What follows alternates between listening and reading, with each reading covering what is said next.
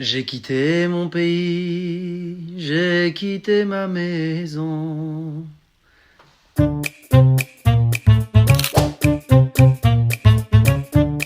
Les Juifs d'Algérie, vous m'avez harcelé en commentaire.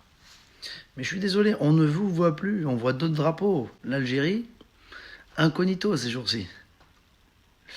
Alors pour revenir aux fondamentaux, qu'est-ce que les Juifs algériens consomment le soir de Rosh Hashanah, le soir de la fête du Nouvel An juif?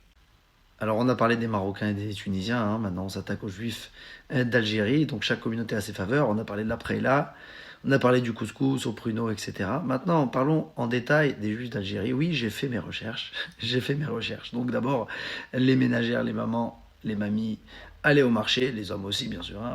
Donc il y avait les pommes kabyles, les grenades de Mitidia, les dattes claires de Biskra, les haricots verts, les poireaux, les courgettes et tout bien sûr, les blettes bien sûr. Et tout devait être frais parce que c'est synonyme de renouveau nouvel an. Donc sur la table, il y avait la tête de mouton ou parfois de la langue rôtie et un plat.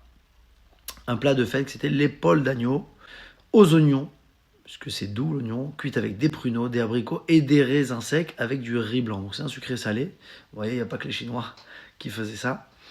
Et cela permettait d'avoir un souvenir inoubliable. Il y avait aussi des boulettes de poireaux au four et la fameuse coquela. Qui ne connaît pas la coquela de tata ou de mamie?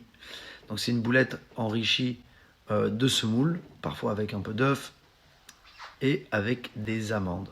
En dessert, la pomme trempée dans le miel, avec du miel parfumé, des grenades et des dattes farcies.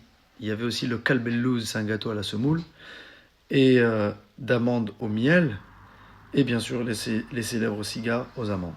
Pour clore le repas, il y avait un petit café, un petit finiel de café noir corsé, pour finir ce repas de fête de Rosh Hashanah. Donc vous voyez que chaque plat apportait sa prière, sa douceur, abondance, prospérité. Et c'était plus que juste un plat, c'était un moment de transmission de génération en génération. Donc Shana Tova à tous nos frères du monde entier, la paix dans le monde, pour les juifs marocains, pour les juifs d'Algérie, pour les juifs de Tunisie, et pour nos frères ashkénazes aussi, et pour le monde entier, de quelle confession que vous soyez.